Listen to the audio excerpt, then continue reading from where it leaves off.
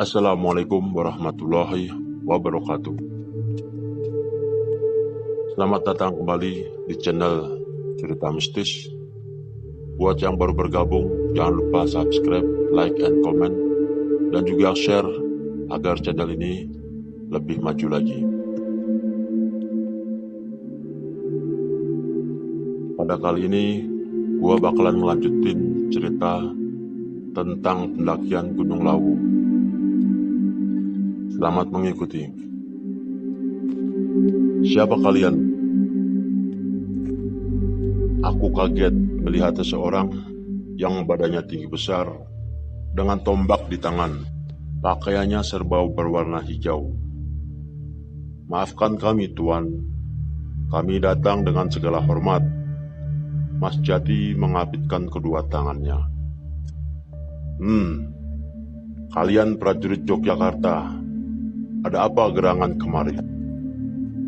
Kami hanya ingin menemui ratu dan mohon izin kepadanya, karena aku akan mencari sesuatu yang memasuki wilayahnya. Hei, apa yang ada di dalam tas kamu? Sepertinya berpendar seperti cahaya. Hebat sekali pikirku, penjaga ini bisa melihat isi dalam tasku. Padahal aku sendiri tidak tahu kalau cincin yang kubawa menampakkan sinar terang. Ini tuanku, kuperlihatkan cincin yang diberikan oleh Jatayu. Astaga, sembah hormat untukmu, Tuan. Penjaga tadi lalu bersimpuh dan mempersilahkan kami meneruskan perjalanan. Aku dan Mas Jati pun segera meneruskan perjalanan. Nampaknya di tengah laut seperti ada sebuah jalan setapak hingga mencapai bibir pantai. Mas, ini kok begitu? Kamu tenang saja, ikuti terus jalan ini. Badanku sangat ringan, bahkan jalan setapak yang hanya terlihat olehku dan Mas Jati, bila di dunia nyata tidak terlihat sama sekali. Hingga ada sebuah kerajaan di tengah laut. Kerajaan Nyai penjaga pantai selatan. Tiba di pelataran istana yang sangat mewah berbalut nuansa warna hijau. Kami sama sekali tak merasakan kalau istana tersebut berada di tengah laut. Banyak sekali dayang-dayang cantik yang hilir mudik membuatku kagum dengan istana ini. Di depan sebuah tangga naik, Mas Jati pun menghormat kepada 3 gadis di depanku. Rasanya mereka bukanlah dayang-dayang karena lebih berwibawa. Hormat hamba pada Kiai. Maaf telah mengganggu. Saya mohon izin bertemu Paduka Ratu, ucap Mas Jati. Aku pun melakukan gerakan yang sama dengan salam hormat di dada dan kepala agak menunduk ke bawah. Maaf Nyai, ini teman hamba. Mohon izin juga untuk bertemu Kanjeng Ratu. Izinmu kami terima, hai anak muda. Ketiga gadis itu memanggilku. Kau tahu siapa kami? Maaf Nyai, saya benar-benar tidak tahu. Kami inilah kerabat dari Kanjeng Ratu. Kami melihat ada aura yang bersih pada dirimu. Kenalkan, saya Ratu Mas Nyi Blorong dan kedua saudariku, Ratu Mas Nyi Rengganis dan Ratu Mas Nyi Mayang Sari. Bibirku tercekat. Aku kira ini cuma mitos. Ternyata beliau ini ada. Maaf Nyai, saya lancang. Saya benar-benar tidak tahu. Mereka pun tersenyum, lalu menyuruh kami ikut dengan mereka. Mereka tak mau kami berdua pun mengekor pada perintah mereka. Nyi Blorong terlihat mengenakan busana jenis brokat warna putih. Nyi Mayang Sari mengenakan brokat warna hijau, dan Nyi Rengganis mengenakan brokat warna coklat. Mereka begitu anggun dan cantik-cantik. Suara mereka lemah lembut dan begitu merdu terdengar di telinga. Hingga tibalah kami di sebuah ruangan yang sangat indah. Aku melihat bangunan istana ini sangat begitu mewah dan indah. Semua tiang, dinding, langit-langit bangunan berwarna biru muda dari bahan batu pualam, kristal, dan intan Koh-i-Nur. Tangga-tangga untuk masuk ke ruangan istana berwarna biru agak tua dari batu safir. Sebelum kalian bertemu Kanjeng Ratu, silahkan makan dan mandi dahulu di istana kami, ucap Nyi Blorong. Terima kasih, Nyai. Kami mengucapkannya hampir bersamaan. Nampak meja makan terbuat dari emas dan beberapa dayang, kemudian menyiapkan makan yang beraneka ragam. Yang lebih banyak dihidangkan di dalam kerajaan itu adalah kue-kue lembut yang manis serta lezat, sedangkan buah-buahan adalah buah sejenis anggur, apel, dan buah matoa. Nampaknya perutku terasa sangat lapar dan sudah pasti aku dan Mas Jati hanya bercakap-cakap di sana dengan pakaian yang berbeda dari yang kami pakai tadi.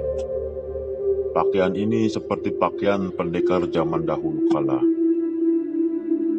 Mas, sembari menunggu Kanjeng Ratu, aku sebenarnya penasaran dengan kisah ketiga gadis cantik yang mengantar kita itu, Mas. Kalau Masnya berkenan, aku mau tahu sedikit kisah mereka. Maksudmu Nyi Blorong, Nyi Mayang Sari, dan Nyi Rengganis? Iya, Mas. Aku sebenarnya hanya tahu namanya saja, namun awam tentang kisah mereka. Baiklah, untuk membunuh waktu saya akan ceritakan, namun tidak terlalu detail. Setidaknya kamu paham nanti dengan pemaparanku. Oh iya, makasih Mas. Mas Jati pun mulai menceritakan siapa sosok gadis yang biasa dibilang kerabat dekat Nyi Roro Kidul. Nyi Blorong itu sebenarnya adalah panglima dari Nyi Roro Kidul. Namun, terkadang ada yang salah kaprah. Mereka juga menyebut Nyi Blorong itu adalah Nyi Roro Kidul. Nyi Blorong menurut pengetahuanku adalah putri dari Nyi Roro Kidul. Nyi Blorong sendiri adalah siluman ular yang sangat sakti. Wujud Nyi Blorong aslinya itu perempuan setengah ular. Dari badannya bersisik warna emas. Dia juga bisa mengadakan perjanjian pesugihan yang ingin kaya secara instan. Namun, jangan sekali-kali mencobanya, karena ia akan minta tumbal dari keluargamu. Sebenarnya kisahnya cukup unik. Dimulai kisah dari putri pertama, Nyimas Dewi Rangkita yang bernama Nyimas Dewi Anggadri. Nyimas Dewi Rangkita sendiri adalah cucu dari Raja Caringin Kurung ke-11, Prabu Jaya Cakra. Nyimak Dewi Anggadri atau Nyi Blorong dulunya yaitu seorang gadis cantik jelita. Tetapi karena dibesarkan di lingkungan keraton yang serba berkecukupan, ia lalu tumbuh jadi wanita yang angkuh serta jahat. Lantaran kejahatannya itu ia diusir dari keraton punya kakeknya. Ia lalu mengasihkan diri di hutan selatan serta dimulailah cerita asal-usul Nyi Blorong ini. Satu waktu, dalam perjalanan di dalam hutan, ia tidak berniat lewat satu gerbang goib yang membawanya masuk ke dalam kerajaan jin punya Ratu Segoro Selatan, Nyi Roro Kidul. Tahu bila ada manusia yang masuk ke dalam kerajaannya, prajurit keraton lalu menangkap Nyimas Dewi Angkatri serta membawanya ke hadapan sang ratu. Mendengar cerita-cerita hidupnya, Nyi Roro Kidul lalu terasa iba. Kanjeng Ratu Kidul lalu mengangkat Nyimas Dewi Angkatri jadi anaknya, serta menganugerahkan kesaktian siluman ular kepadanya. Nyi Roro Kidul juga mengubah nama si gadis yang semula Nyimas Dewi Angkatri itu jadi Nyi Blorong. Pada awalnya, Nyi Blorong cuma dikira sebagai gadis umum, tetapi karena kepiawaiannya dalam memimpin dan bekal kesaktian ularnya, Nyi Roro Kidul lalu memberi keyakinan kepadanya untuk jadi pemimpin batalion dalam unit prajurit yang dimiliki kerajaan. Berdasarkan dengan keberhasilannya dalam memimpin, Nyi Blorong secara bertahap lalu diakui jadi panglima tertinggi dalam pertahanan keraton kerajaan Pantai Selatan. Mas Jati kemudian meminum susu dari gelas yang terbuat dari emas. Gimana? Lanjut nggak nih? Ya lanjutlah mas. Aku baru tahu kisah Nyi Blorong. Oke. Sebentar aku ambil sambil rebahan. Badanku terasa mau remuk ini. Aku pun tersenyum melihat tingkah Mas Jati. Aku akhirnya meminum susu yang disediakan sambil menunggu cerita selanjutnya. Untuk membuka tabir Nyimas Mayangsari sangat sedikit pengetahuanku. Namun, mereka adalah pengawal dari kerajaan ini. Bentuk aslinya adalah naga sering dikenal naga Mayangsari dan naga Sari. Tapi, ada yang menyebutnya juga Nyi Ratu Mayangsari. Adalah salah satu putri dari kerajaan Sumedang Larang. Entahlah, sangat sedikit sekali kisah tentang beliau yang ku tahu. Kata Mas Jati, seakan menerawang langit-langit kamar. Lalu dengan gadis yang terakhir, tanyaku kembali. Nyi Rengganis agak kompleks menceritakan sosok legenda yang satu ini. Semoga kamu gak bosan ya. Memang kenapa mas? Membahas Nyi Rengganis bukanlah hanya sekedar milik masyarakat di satu wilayah, seperti yang berkembang di lereng Gunung Argopuro, Jawa Timur. Namun cerita ini menyebar di seluruh pelosok Pulau Jawa dan beberapa daerah lainnya di Nusantara. Makanya aku bilang agak kompleks dan mungkin kisahnya agak sedikit panjang. Cerita dari Nyi Rengganis mempunyai peran dalam tradisi masyarakat Nusantara sebagai nilai moral yang perlu diturunkan dan sebagai inspirasi bagi berbagai kegiatan seni dan budaya. Maka kisahnya pun dianggap pernah terjadi dalam suatu masyarakat yang diceritakan secara turun-temurun.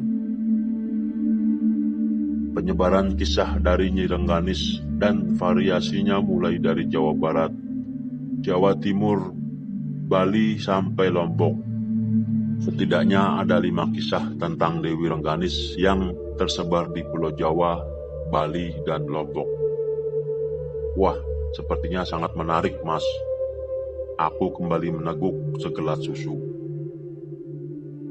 Pertama, legenda Rengganis di Pananjung, Pangandaran, Jawa Barat, yang mengisahkan tentang Raden Anggalarang membangun kerajaan Pananjung Kemudian kerajaan Pananjung diserang oleh bajak laut.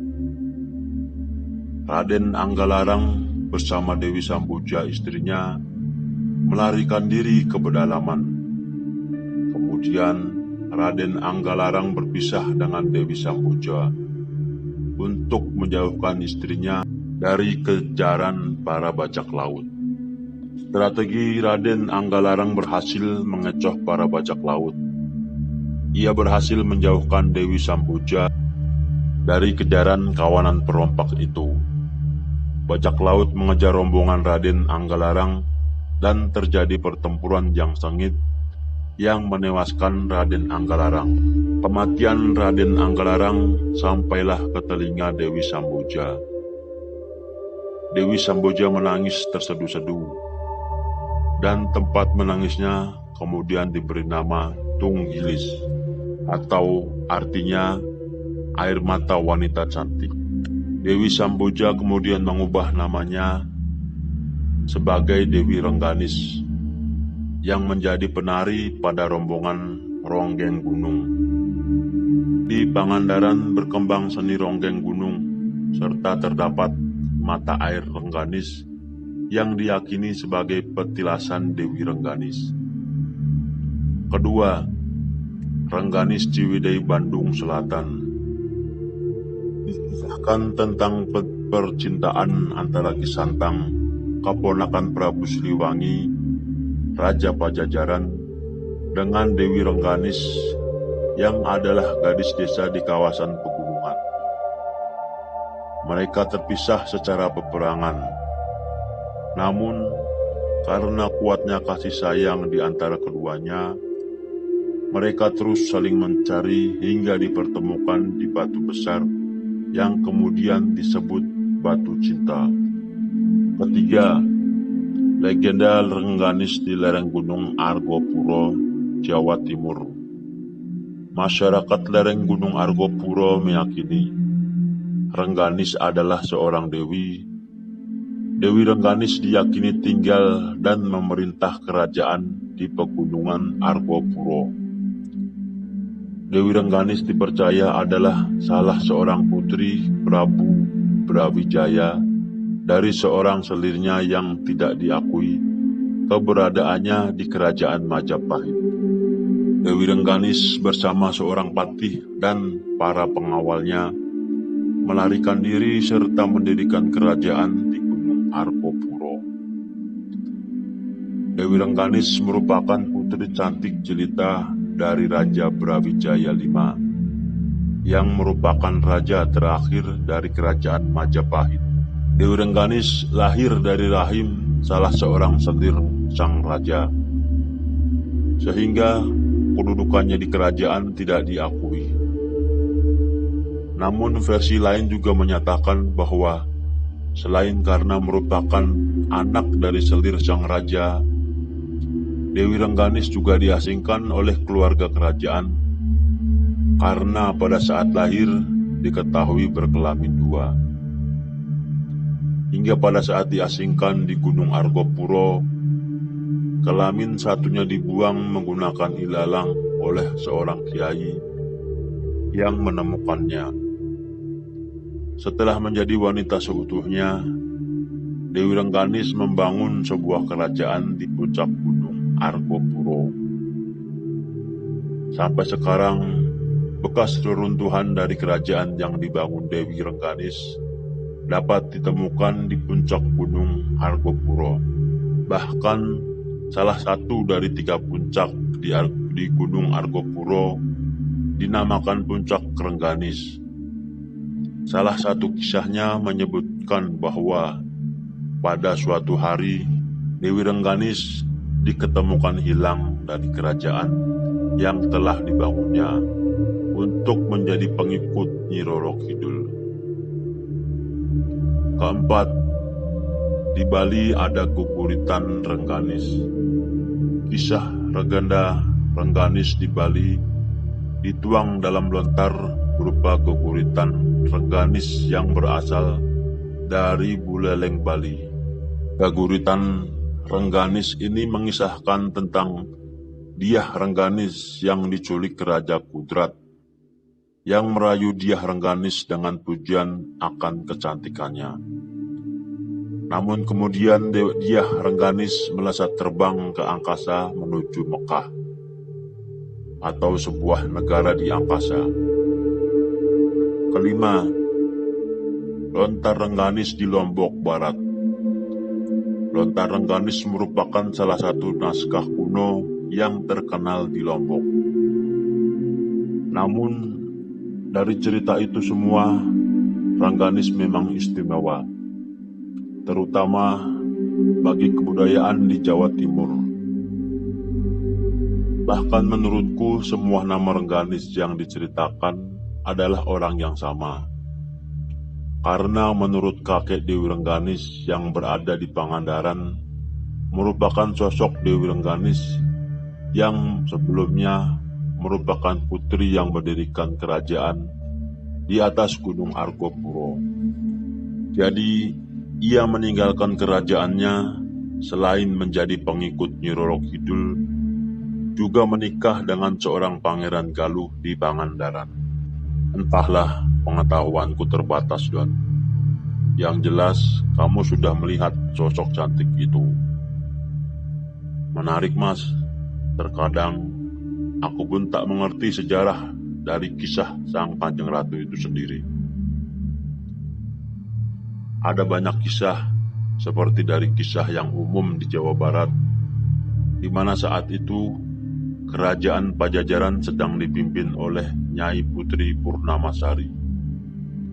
Dalam suatu peperangan, Nyi Putri didampingi suaminya yang bernama Raden Kumbang Bagus Setra, serta wakil dari kerajaan bernama Rakyat Kalang Sunda, menghadapi musuh yang dipimpin Jaya Antea. Dia dikenal sombong, kejam, tidak menerima takdir, dan penuh kedengkian. Pasukan Nyi Putri yang jumlahnya banyak terus berkurang. Selain karena diserang penyakit yang menimbulkan kematian, banyak juga yang kabur karena tak tahan harus keluar masuk hutan. Akhirnya, dari kerajaan Pajajaran hanya tersisa 3 orang, yakni Nyi Putri Purnamasari, Raden Kumbang Bagus Setra, dan Rakyat Kalang Sunda. Pertarungan yang seimbang terjadi antara Jaya Antea dan Raden Kumbang Bagus Setra yang sama-sama sakti.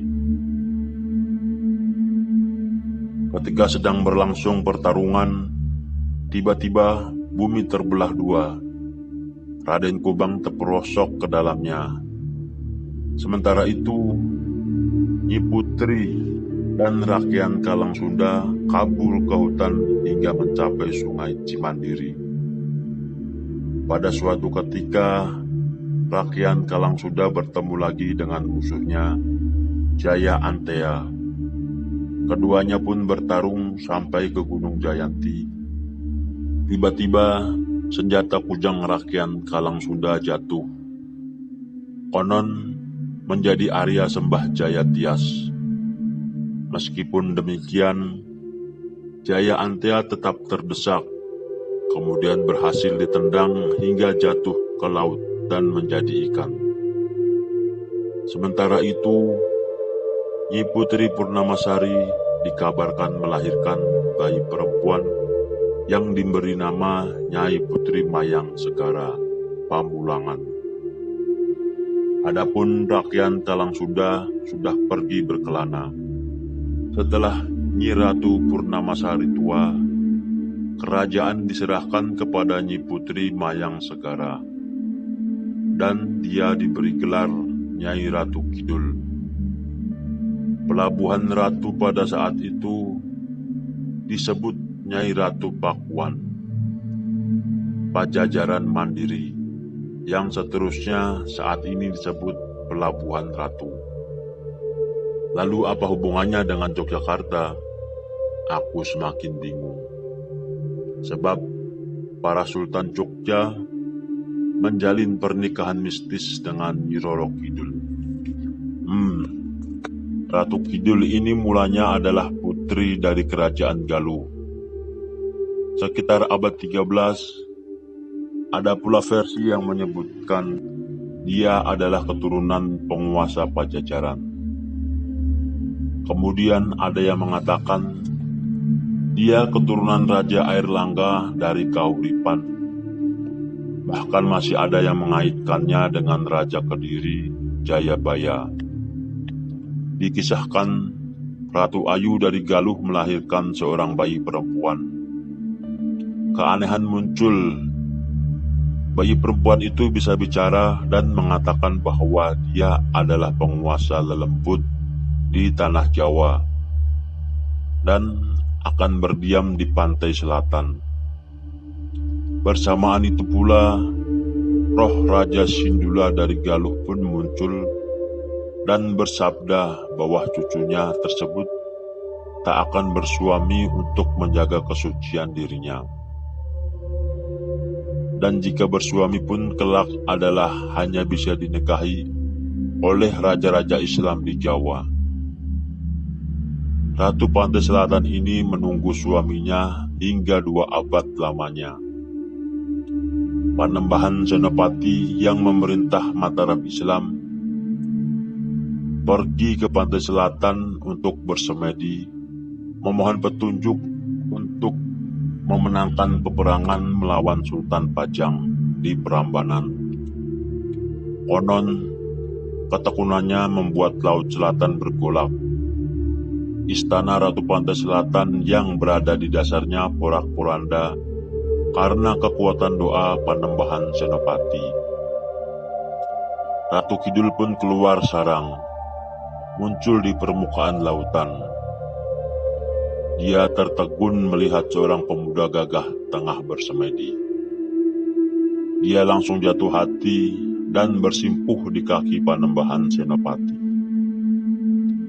Setelah bercinta 3 hari 3 malam di istana bawah Laut Selatan, Ratu Pantai Selatan pun berjanji akan membantu Senopati memenangkan peperangan. Senopati pun bergegas menuju Palagan Prambanan dengan dibantu pasukan arwah dari Pantai Selatan.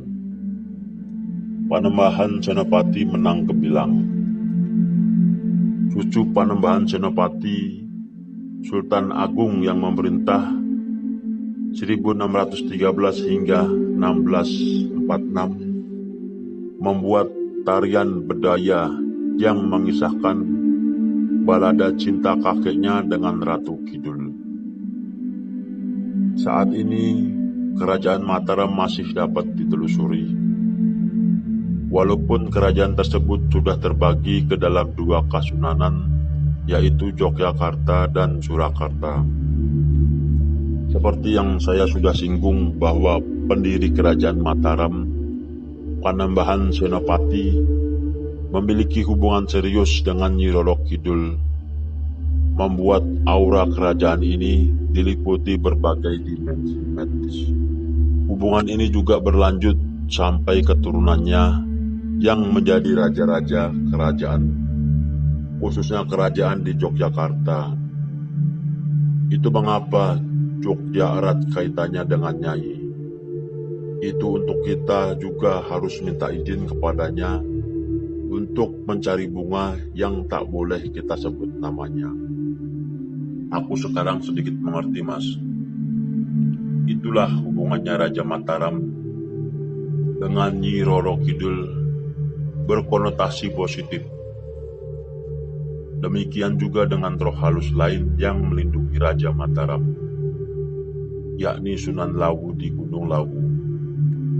Menurut salah satu konsepsi, roh Sunan Lawu ini adalah roh Raja-Raja Majapahit yang tak heran kalau kita saat ini berada di sini, Don.